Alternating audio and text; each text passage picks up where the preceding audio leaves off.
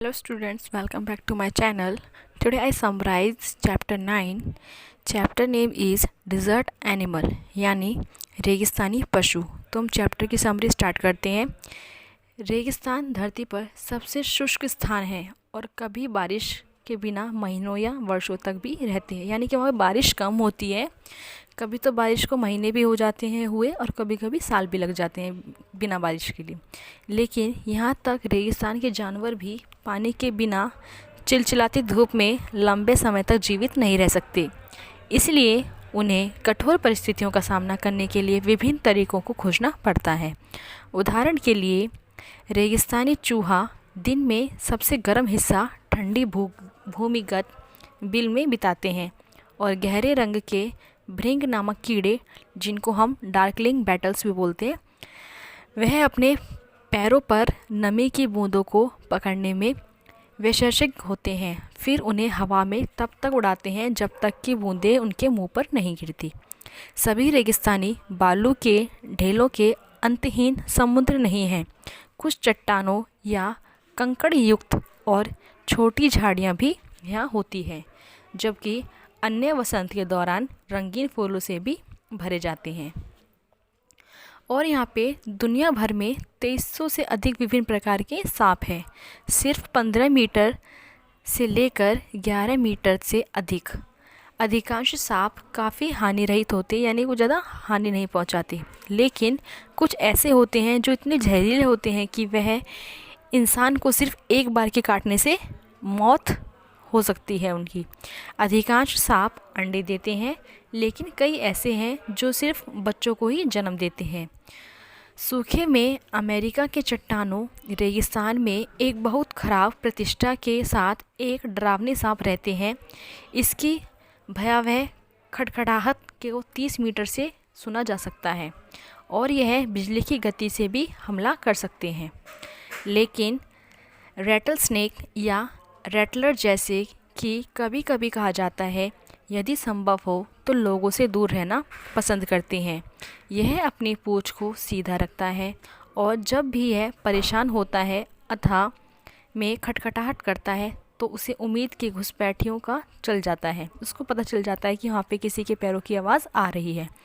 इसकी चेतावनियों को वह नज़रअंदाज किया जाता है और यह खतरा महसूस करता है।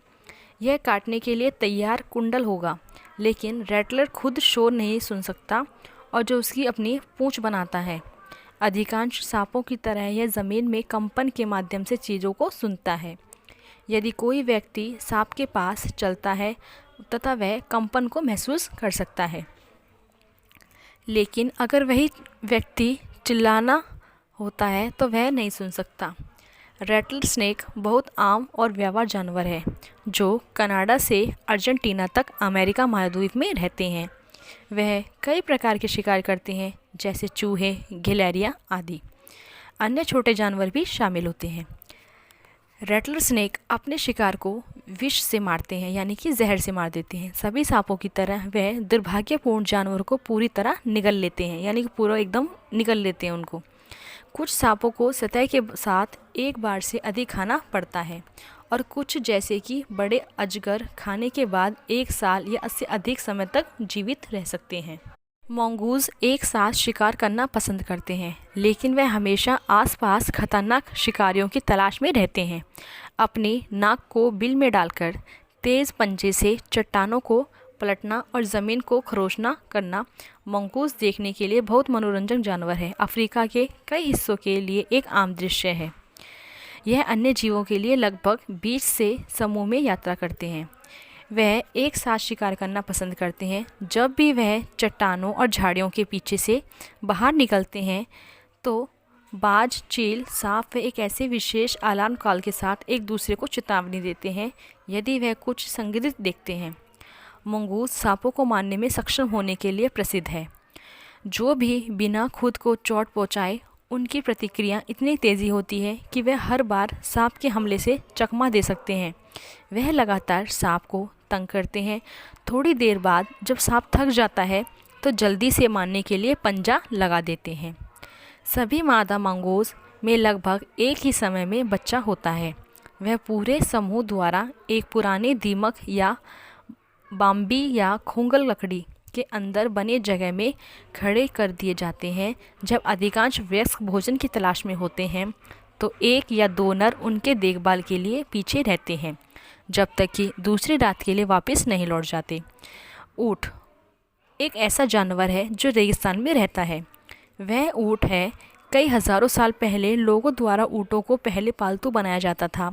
जंगलों में ऊँट आमतौर पर 30 जानवरों के छोटे समूह में रहते हैं।